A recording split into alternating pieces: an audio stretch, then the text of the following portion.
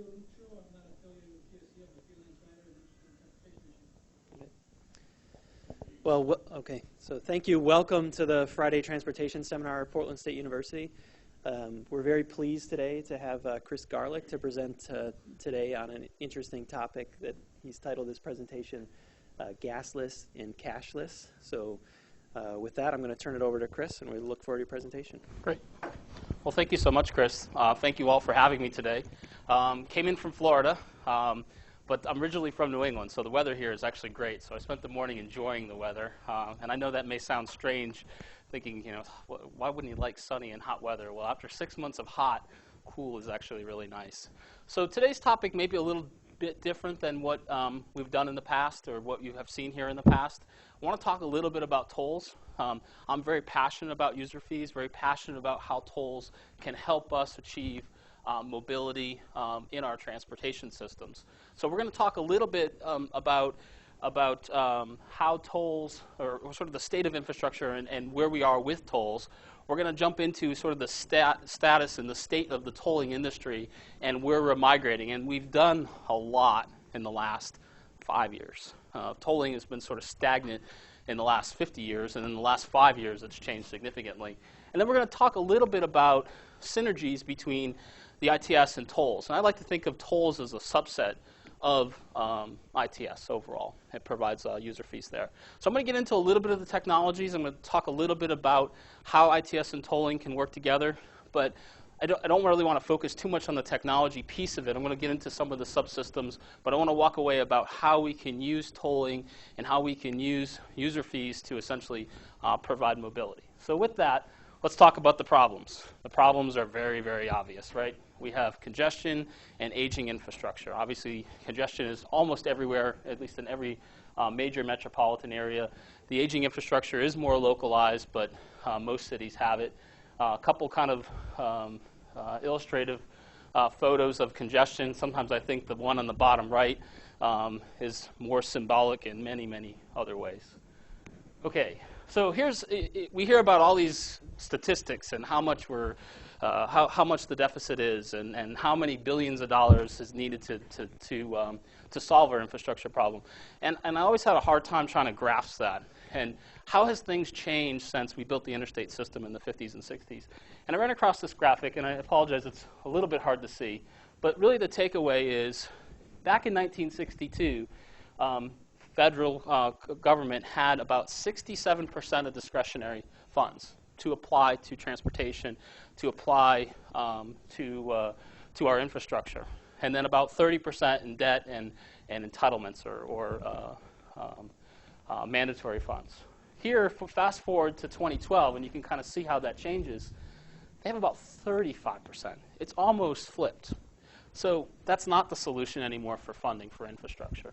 And I argue that the funding must be local and must be user-centric because entitlements aren't going away for a while. They are a major challenge in the short term. So again, just kind of a big picture overview of that. In terms of what we can do with tolling, currently we're allocated to reconstruct bridges and tunnels. When we reconstruct bridges and tunnels, we can certainly add tolling. We can add tolling as a component if we're converting high occupancy lanes to a tolling component. When we add express lanes to the interstate, much like I-85 and Georgia did recently with their conversion, and to construct new interstates, that's a bit of a red tape for that one because it requires 3 states. But those are the ways today we can use federal money to use tolling. It looks like, as we look at the reauthorization in the transportation bill, it looks like we're going to have at least a couple of more ways. Right now we're looking at adding variable pricing for areas that are congested with more than 1 million people. So basically any major city, you'd have the ability to add express lanes or congestion pricing in those areas. And then also where we're adding capacity, the feds are looking at allowing states and local groups to support construction of toll lanes. So the bottom line here is that we're starting to see within the regulatory areas them loosening the grip a little bit and allowing us to move forward that's local, that's user fee centric with that. Okay, where are toll roads today? all the states in green have one or more toll road out there. You'll notice Oregon, is in green. I've already been corrected even by someone in Florida. Is in green. Does anybody know where there's a toll road in Oregon? Any idea? Not which one. It is a bridge. It might be. I don't know if that's what it's called, but it's the Port of Hood River Bridge. Is that the nickname for it? I don't know if that's the local nickname or not. There's one in Cascade Locks too. There's another one. That's right. Yeah. There's another one there too. That's right. So there's a couple locations there that have tolling today. As you can see, over 30 states have a form of tolling, whether it's bridges, roadways, or in the case of Alabama, some private infrastructure. So as you can see, and a lot of these states have been emerging more and more. North Carolina recently opening up toll roads. Georgia opening up express lanes. Texas adding new toll roads. Minnesota, a lot of these are in the last 10 or 15 years. So tolls are growing and are emerging. Wisconsin is looking at them. You probably have read recently Bob Poole's short white paper on how Wisconsin's looking at using user fees as a way to support some of their infrastructure problems. Kentucky, Missouri, Wyoming, Idaho, a lot of states are looking at that as a way to fill the gap. Okay, so let's get into sort of what we're doing in the tolling world and how it's changed. And this is sort of the old way of tolling. Big, clunky, expensive toll plaza. You got to stop. Best we can do on a per lane basis is about 300 vehicles a lane. Bad for the environment, bad for everybody. This is kind of where the industry is today. You can still see that we have stop and go on the side for folks that still want to stop and pay. But we have high-speed tolling in the middle for those that have a prepaid account and can use that. And ultimately, forgetting the picture in the back there, this is where we want to be.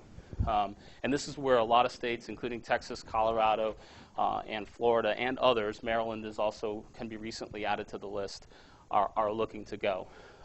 Tolling is no longer a big barrier to traffic and basically contributing to the congestion problem, but rather is a solution to provide a way to fund local infrastructure and still achieve mobility. As you can see, the footprint with something like this is relatively very small, and no one has to stop. And I do want to show you a brief video here on how this transforms. Bear with me one second. And this, what's interesting about all this is this has all happened in the last 10 years. This is, we've been doing this since the 50s. And since 2000, we've been blowing out the middle, allowing high-speed tolling so that we can provide the mobility for those prepaid customers, but still providing that quote-unquote cash option on the side. And now some states, through our programs, are able to essentially achieve what you saw there. Which is nonstop. So how do we do that? How do we achieve nonstop tolling and ensure everybody pays and we get our collections? First thing is we've got to shift our thinking. In the past, we've thought about those that paid and as the good guys and those that don't pay right on the spot as violators. We got to stop that, and that's what the industry is doing right now. We're looking at creating customers on the front end. We're looking at identifying those customers and reaching out to them to encourage them to pay. And frankly, most will pay. We have found that and you read about a lot of these folks and deadbeats that don't pay and don't want to pay and they'll never pay. It represents a really small percentage. It really does. We have found about 93 to 94% of the people out there will pay. There's still a small portion, just like in any industry. So as we move forward, we're looking at essentially two ways of paying. One is RFID, the radio frequency, using dedicated short-term or short-range communications, which is things like Easy Pass, which is on the East Coast for those that are familiar with the Easy Pass network on the basically in the Northeast. SunPass, which is in the state that I'm from, and I use Good to Go. Good to Go is the one that's up in Washington, and that's the RFID technology, the little sticker tag. And I'll show you some pictures here a little bit later. The other way that everyone would pay is through license plates.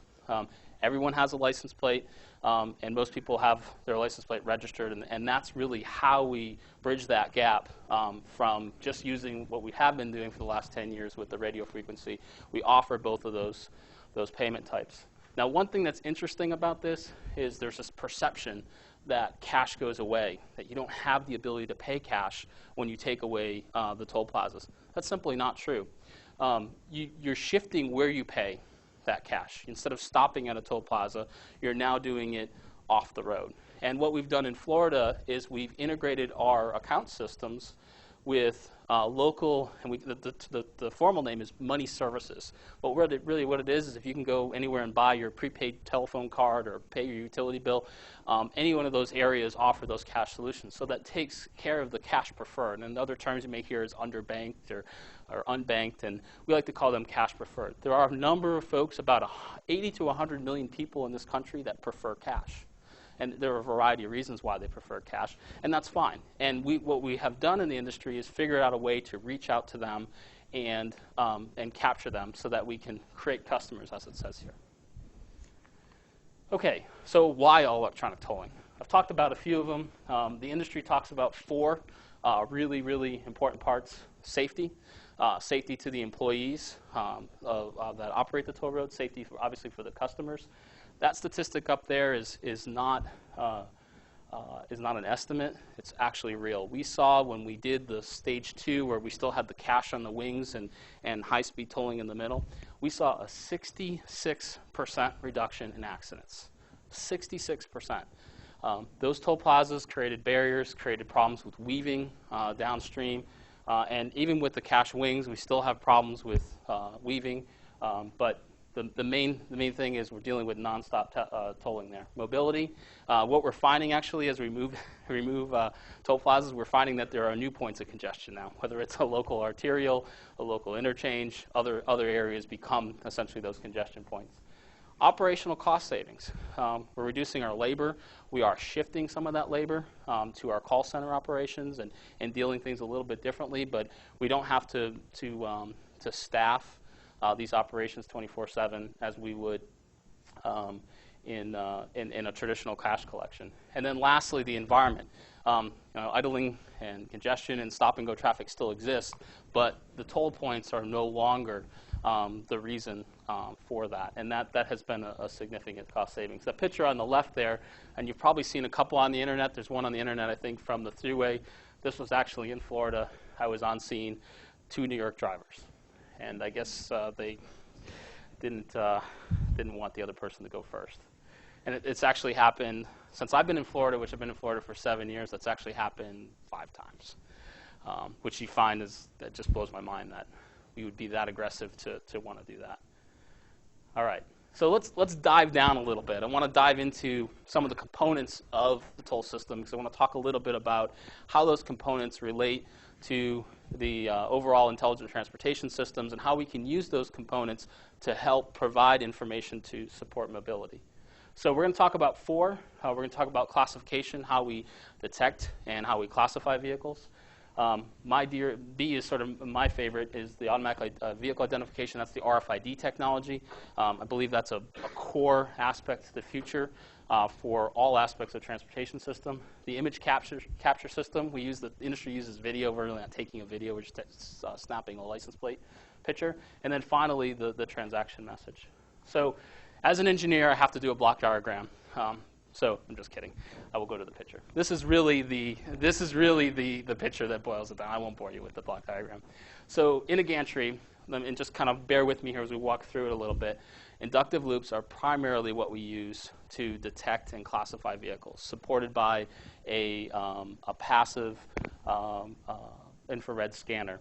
The vehicles reach that point, they're detected, they're classified, an image is taken of the vehicle, as well as your good to go, your easy pass tag, any of your RFID tag is read. If you happen to have a good account, we don't save the image, we throw it away, and your transaction is formed, and that basically is your payment method. If you don't have a prepaid RFID account, we use your license plate. We save front or rear. In Florida, we basically have rear plates. Some states have requirements for both. And commercial vehicles, you generally use the front because the tractor portion, the engine, is your registered owner of the vehicle. And despite the myths and the rumor out there, we actually don't care who drives the road. And this is true with who drives the car. This is true with any toll agency in the country. All we are looking for is the registered owner so that we can send them the bill. We don't care if your cousin, your uncle, whoever's driving it. It doesn't really matter. We're just going to send the bill. So a lot of people, there's a perception out there that we're trying to come after you. We're trying to see what's going on. We don't care. All we want is the license plate so we can send you a bill. And as a matter of fact, there's been a lot of controversy with front cameras because you can see in the vehicle. And you can see people driving and kids driving and other things that you probably don't want to see. But the bottom line is, it's not important. All we need is the license plate, and all we need is that information to go look up your account and send you a bill. So that's sort of how the gantry works. As you can imagine, when you're dealing with milliseconds, and that's what you have, and when folks are going 60, 70, or more miles an hour, to process all that data, and at the same time, they can switch lanes on you. They can take their tag and take it off the window and handhold it and wave it around. There's a lot of things that go into determining how you charge the right vehicle. Okay, so classification systems. As I mentioned, it collects and classifies vehicles. There's two major classifications approach in the U.S. And the world, frankly. One is axle-based. Most U.S. Agencies use an axle-based, so the number of axles that you have will be the basis of your charge. Some, and more, are moving to shape. It becomes a little bit difficult in terms of how you convert and how you explain that, but in Texas, there are a couple of roads that do small, medium, and large vehicles. It gets a little bit confusing in terms of how you distinguish what's between small and medium and large, and you can imagine that gets a bit confusing. So axles are always easy. Everybody can count the axles on their vehicles. As I mentioned, we use sort of smart inductive loops. There's a couple of systems out there that use the basis of inductive loops and some smart algorithms and essentially develop a profile of what that axle looks like. And that's great information because that also can be used on traffic systems as well in terms of determining where those vehicles are and essentially how fast they're going even. So here's a little bit more about loops. Loops have been around forever, and right now they still remain one of the most resilient, robust tools for us to classify vehicles. They're mature, they're well known, they're low maintenance. There's no laser beams that interfere, where weather interferes with them. There's just very little maintenance once they're in the ground. The downside is they are intrusive to the pavement, so usually that does mean that we have a decreased pavement life, and if there are problems, we have to go back out and fix them. And lastly, and probably most importantly for us, they're a non-discrete signal. It's not strictly on-off with the induction. So it does make things kind of challenging, but with some of the algorithms and software around it, it does help. So we augment that with infrared passive scanners. They are non-intrusive. They are increasingly becoming very sophisticated. A lot of this was originally, like particular SICK, was used in the manufacturing safety systems. They can be used for classification of shape-based only. They're pretty good when it comes to that. In terms of determining axles, they're not as good. So generally, you see kind of a combination. Problems do occur, particularly in fog and rain. I guess you guys know a little bit about that up here. Like I say, used alone, they generally don't meet all performance requirements. Although, as we move forward here, they are becoming more and more prevalent. There's a couple of big ones out there, big names that are used in transportation. They now have the ability to map back to the Federal Highway Classification Scheme, which is good not only for tolling, but is also good for traffic systems. Okay, other technologies include video detection for intersections and some of the microwave technologies, wavetronics and other things like that. We really haven't used them because they don't really provide us that discrete individual vehicle identification. But they are good for other traffic purposes. We are looking at microwave detection as a potential future technology because it's also non-intrusive and may be able to support some of the video concepts. All right, so let's move on to the image collection. With the introduction of all electronic tolling, the images in the license plate have become extremely important. And the challenge with license plates are the variety in them. I pulled up one in Florida and one in Oregon. I'll get it right someday. And in Florida alone, 135 different varieties. It's too much. You cannot train any software, any system to deal with that amount of variety. And then you add all these other states, and I don't know how many this state has, but each state is somewhere in the neighborhood of 50 to 100 on average of different vanity plates and different types of plates. And unfortunately, and we'll talk a little bit about it, the images that everybody loves to have really, it really is difficult for us to automatically capture those license plate digits on there because they interfere with the contrast. Traditional cameras have used the charge couple device.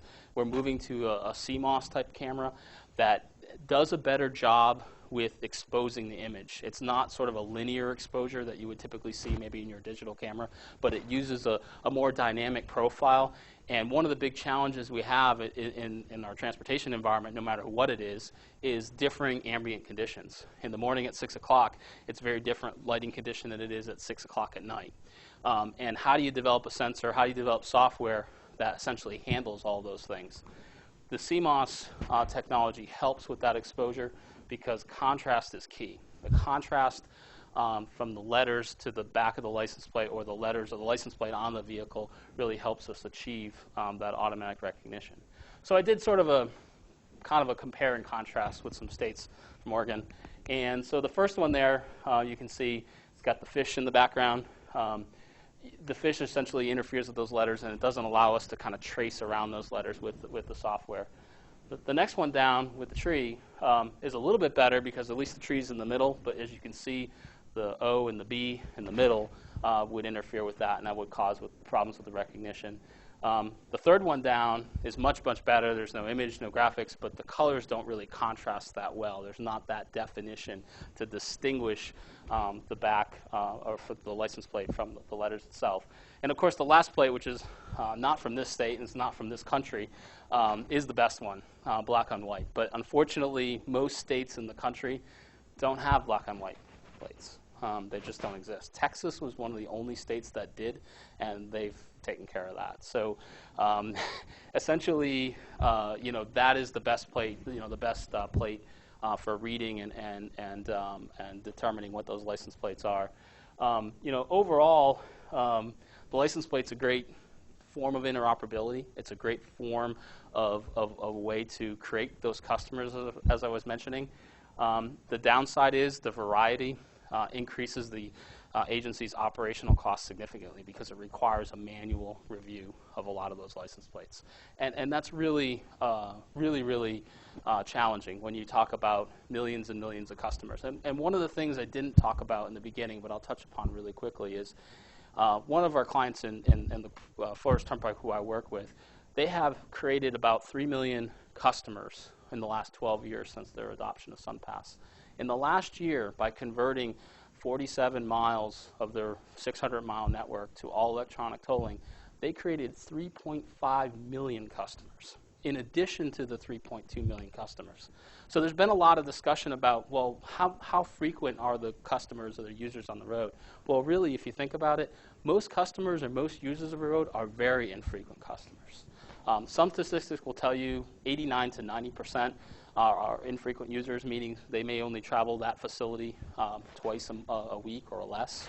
And so we've captured in the toll industry some of the most frequent customers through our prepaid programs, but the infrequent customer is really the challenge overall. And when you add the license plate complexity on top of that, it makes it very difficult. In addition to that, I mentioned the ambient lighting, altered or unreadable plates. We don't deal with snow down south, but rain, dirt, all kinds of damage to the license plate is also a problem. We've seen on average in the industry 10 to 15% of the license plates on top are just not readable. If you can't see it with the eye, obviously no system can see it, and that is a challenge with license plates as well. So that kind of leads me into, as I talked about, my favorite or one of my favorite subsystems, and that's the dedicated short range. We believe that this is probably one of the more prominent areas to help make user fees and tolling prominent. Today, we use 915 megahertz proprietary systems. I sort of boiled down the systems in the U.S. to 3, and there's some more variants, and folks will argue with me that there are probably 6 or 7, but these are kind of the 3 predominant ones. You have out east, I'm sorry, we'll start from the top. You have sort of where I am in Florida and Texas, and the central part uses a proprietary passive RFID.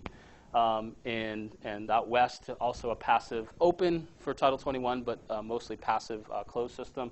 And then out east with EasyPass Network, they use an open active protocol. So there's the Mickey Mouse ears for the 3 different tags. You can see a couple of the pictures of the tags. So essentially we have these disparate, non-interoperable systems nationwide currently. So where are we going?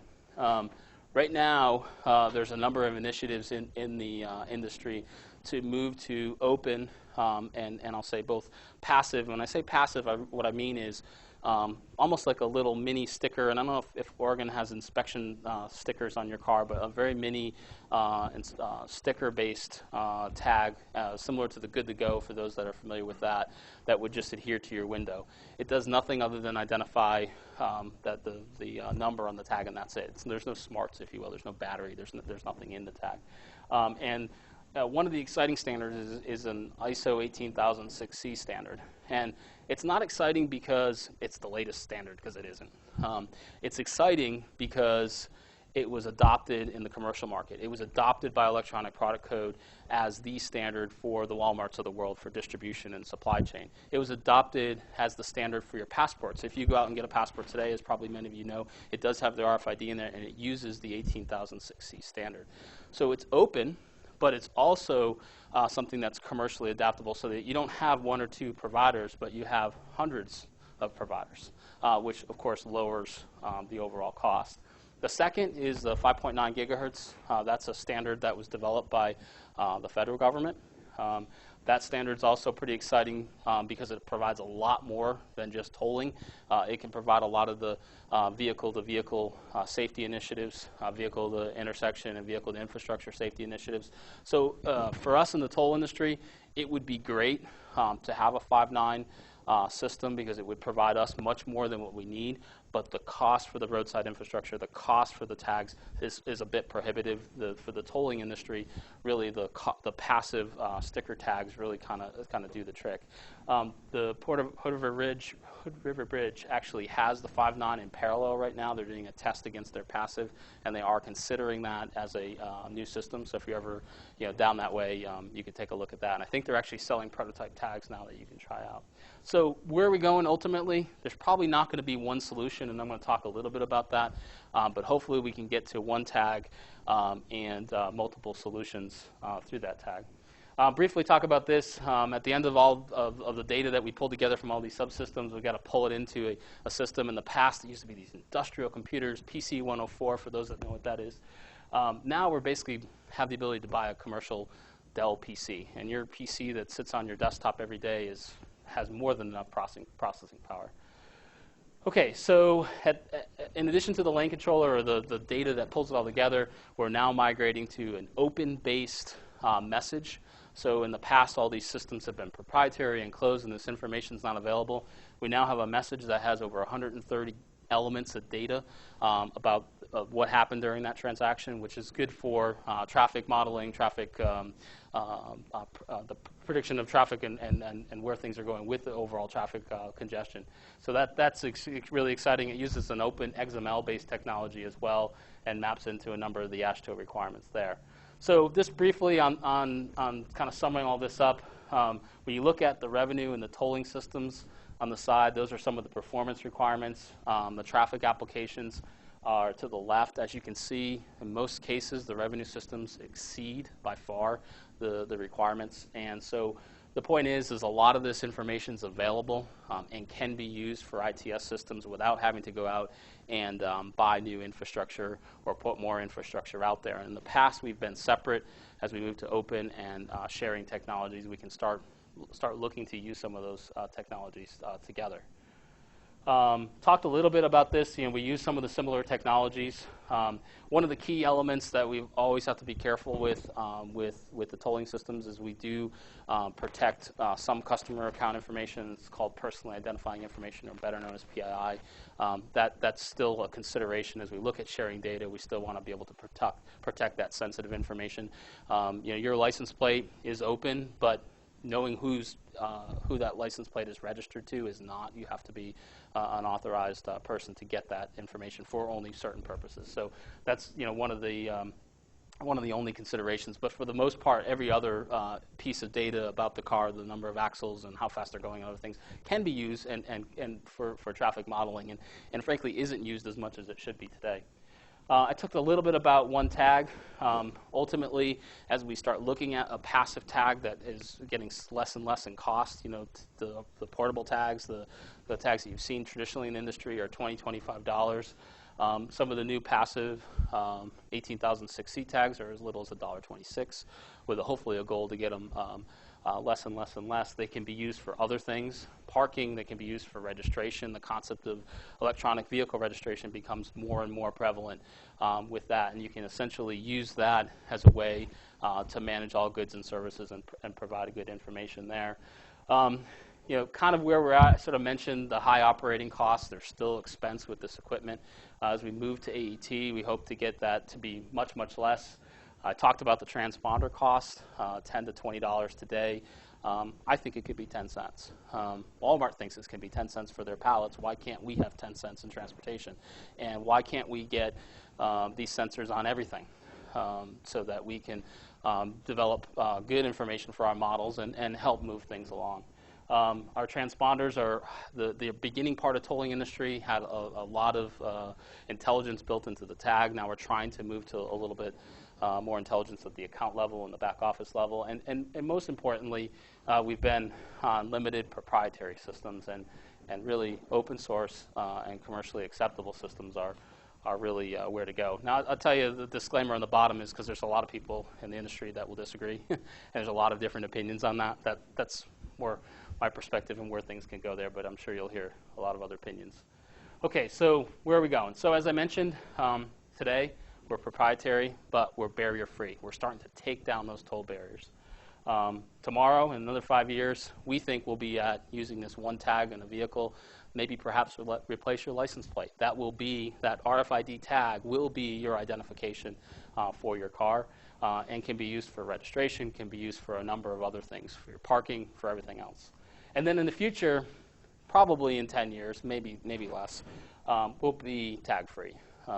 We'll be looking at using geofencing and GPS systems where this could be and probably will be your toll tag, as well as a number of other things. There are solutions that we are evaluating right now that allow you to use GPS functions with this, and what they can do is set up geofencing as the application. They can set up virtual gantries and basically tell you where those tolling points are, and then use your cell phone as it passes through. There are still challenges with that, with enforcement and other things, so it's not quite at a maturity level yet, but it is definitely where things are going. Hopefully we can ultimately get out of the tag business, but in the meantime we want to get to something that's much less. So let's try to wrap this up a little bit here. So as I mentioned, we're moving to open standards. We're trying to get a universal approach. We need to look for more ways to share data together. And try to reduce that investment that we're putting on our roadside and leverage the data that's there. And looking at, as I mentioned, the open systems that are scalable. At the end of the day, like to get to a vehicle mile traveled. The gas tax isn't sustainable. I didn't want to really touch on that because I think we all understand that at this point. And much like some of what our private other vertical sectors are doing in insurance and other things, we want to get to a pay-as-you-go. This is a great opportunity, in particular this state with the electric vehicle legislation, to start there. They don't pay the same gas tax, obviously, but an EVR or a tolling or user fee option could work for that. The tolling must be user-centric and local. We're not going to see much from the feds in the next several years. And this last one here is sort of near and dear to my heart. As an engineer, I see a lot of me and my colleagues. We sit in our little rooms and develop our standards. But what's really important is that not only that they open, but they need to be commercially adopted, much like the 18,060 I talked about, and also now more so socially acceptable, something that folks have used or will continue to use. And those are critical. You see, I talked about most of these already, and I'll just kind of open it up with questions from there. Just a reminder, you have to use the mic. If it doesn't work, I will bring you the portable one. You mentioned early on that there are many customers who prefer to pay in cash, and you said that there are several reasons, and I was just curious if you could go into that just a little bit, and maybe if there's one that tends to predominate, and what if in the future if their concerns can still be addressed, or if they sort of just need to adapt. Yeah, it's a good question. Until recently, even the toll industry has said, well, you need to get in our prepaid program, and you need to have a checking account or you need to have a credit card. Otherwise, we don't want to deal with you. And what we found is we've created this class of people, but we've ignored this other class of people. With the economy, and there are a number of other factors, including cultural and other things, lack of trust right now, essentially both in government and big institution. There's a base out there of 80 to 100 million people, and I would say, if not steady, maybe even growing a little bit. The recent announcement of bank fees on your debit cards. More and more people are looking at alternative ways to bank. And I saw a great quote the other day. I think it was from Bill Gates, actually. It said, banking is necessary, banks are not. And so what we have learned is that there are a lot of other ways that you can deal and do cash transactions or do the banking aspects of it. And there are a lot of other avenues that people would just prefer to literally have it in a mattress or at home or have it within their family institution and not go to another institution, or would rather just stay away from the fees and look at a more fee-friendly approach. And whether that is a more non-standard institution, or they go and use kind of one of these money service places like a Western Union or those sort of places. It's just something they prefer to do. And the term that's used a lot, and you'll hear a lot, if you do a search on underbanked or unbanked, I think the bankers came up with that term. You can see a lot of research in that area. We call them cash preferred. It's money. They just prefer to pay by cash. They prefer not to be part of the institution. So do I think it's gone away? No. Do I think it's growing? Yes. Do I think we in transportation have ignored them? Yes, and we need to stop that, and we need to start reaching out and providing them options to pay. Because as I mentioned, people will pay. Most people are really, they will pay. I can't tell you how many times our office is in the middle of the turnpike, and probably once a month when I leave going home, there'll be somebody that will pull over and say, I missed that toll. What can I do to pay? Most people really want to pay. And so we haven't done a good job at reaching out to them, or we've created our own programs, much like the bank has, frankly, that says if you're not part of this club, then we don't want your money. And so we've got to rethink how we do that and reach out to those customers. And there's a lot of other toll agencies. Golden Gate Bridge and Bay Authority out in the West Coast is looking at finding that cash market as well, and a number of others, not just in Florida. Does that answer your question?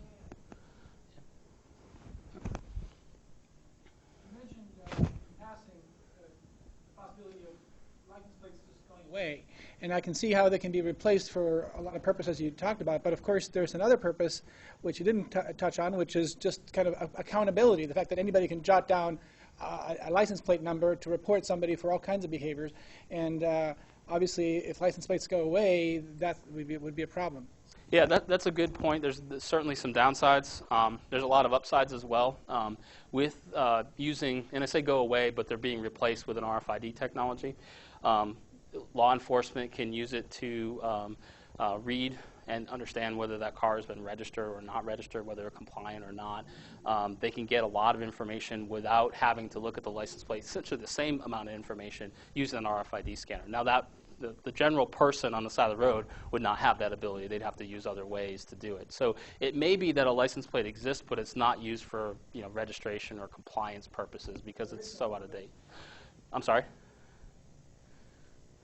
there is no other way for the average person, even if you take a picture, which not everybody's going to always have I mean, there's more and more cameras Right. around and cell phones and so forth, but even a picture is not a unique identifier of a vehicle. Right. And therefore, there is no other way other than some kind of a license plate or something like it.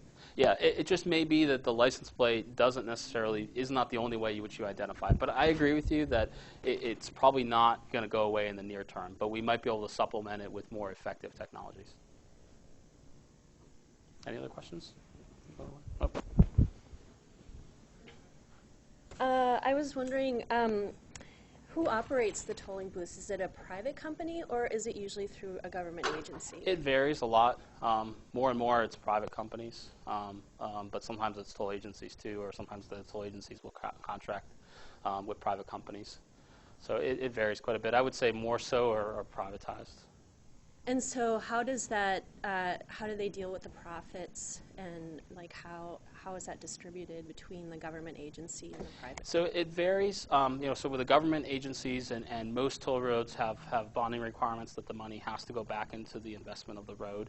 And so the same would apply to a private vendor that would run it. Indiana's a good example. They just leased out the roadway. There are certain requirements in their contract that they require them to invest, let's just say 85% of their money has to go back into the road, and then they maybe get a 10% profit on top of that. There's a lot of debate as to whether we should be privatizing our roads in general. Some of the states have done it to raise capital because they have so many of these entitlements that they have to deal with. My personal opinion, not sure it's a good idea to essentially sell our roadways to private companies, but I think private companies can bring a lot of value in operating them, but with government and retain government control. But there's a ton of debate on that. Most are public though at this point, and they just have private companies that run them. We got a web question. Are there any U.S. agencies doing tolling by weight rather than just vehicle classification? Yeah, I believe Pennsylvania still does it. Most use axle or shaped, mainly axle in the U.S., but there are some that still do weight. Generally, it's sort of a derived requirement, I guess. We all know that the big trucks really, are the ones that ruin the road. And so, the price for a 5-axle or a 10-axle truck is much, much higher than your average passenger car. So that rate or that factor is generally factored in already, in the axle-based.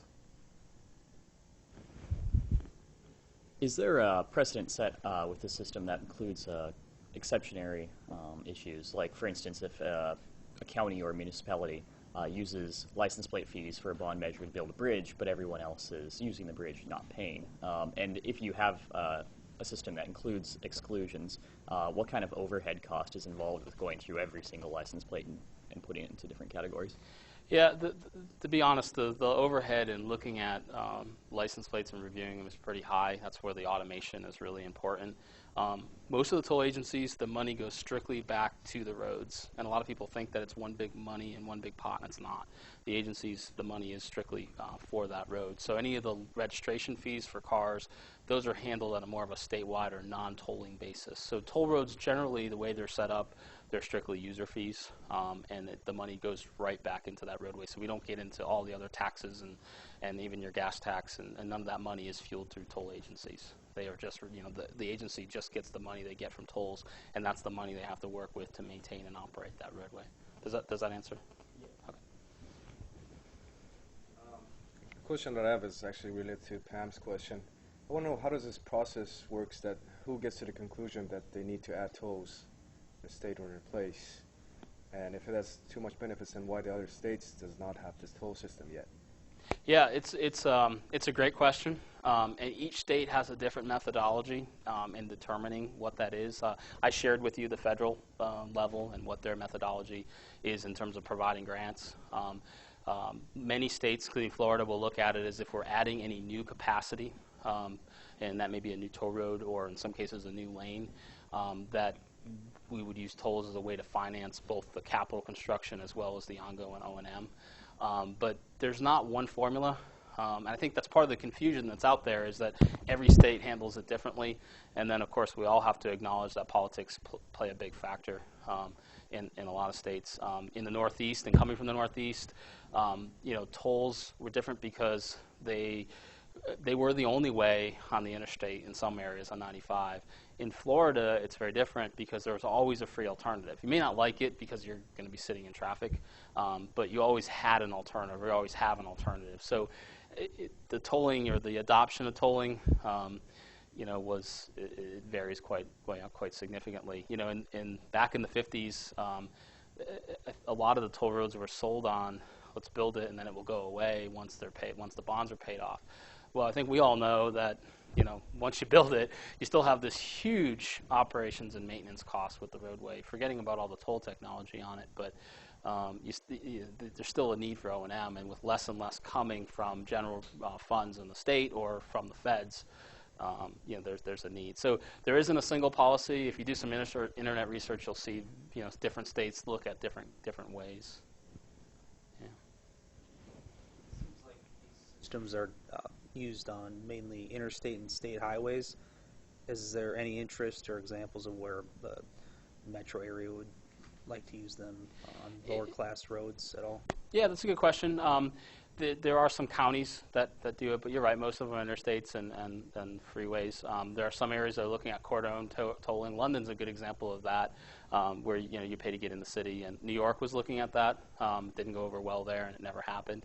But that's being evaluated as a way to manage congestion within the city. We haven't seen much of that in the U.S. I think that's more political than transportation engineering than anything else. London saw an increase in licensed vehicle plate theft after they introduced the congestion charge. How is that being? What are the considerations for this potential problem in America? Yeah, it's a very real problem. So the answer is one technology will not solve it. There's different ways that you can do that. One is multiple technologies. Maybe, as the gentleman in the back was saying, you have the license plate in addition to the RFID, so you have sort of a double verification. We still have a challenge, and it's not advertised, and I can't even tell you what the number is, of unregistered or non-compliant vehicles in this country. It's not a number that's advertised out there. But as you move forward with electronic vehicles or using RFID, that you help bring some of that to light and make a higher compliance level. But that still is a challenge. We haven't seen too much of it. When we reach out to get that information, we generally find the right person. We have a pretty good hit rate there. So it is a fact, though, that it does happen, but we haven't seen it as a big problem yet. I can see in even a more urban area where that may be a bigger challenge. You said that most of the time it's cost based on use and axles. Is there any of the states or any of the agencies that are charging fees that are higher at peak times, or does it change as the traffic flow? That's a great question. Congestion pricing, and I didn't really talk about it, is something that is used in a lot of states today, whereas you would pay more during the peak times and less on other times. The concept of managed lanes or express lanes is just that. I like to use the analogy of when you send your letter at the mail with the United States Post Office. If you want your letter there in 3 days, you pay 39 cents or whatever it is, up to, I can't keep track of it, whatever it is today, 41 cents. But if you want it there overnight, you pay $10.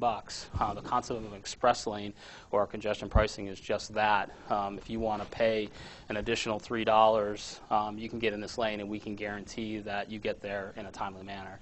And that's a lot of states are looking at that. Washington State up here has done that. Georgia just recently implemented them. And that's sort of a hybrid. It doesn't convert everything to tolls, so there's still, and I hate using this word, but there's still a free option. Nothing's free, right?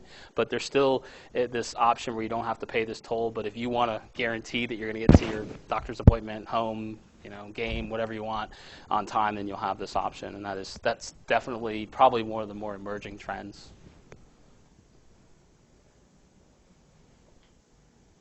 Any other questions? Okay. I think before we thank Chris for his interesting presentation coming all the way from Florida to talk to us today, I'll make a pitch for next week. So it's Ronald Tamsey from the city of Utrecht. He's going to be talking about Lessons from Utrecht, Connecting Rail and Bicycle Network. So he's a visiting professor from the Netherlands. So with that, thanks very much, Chris.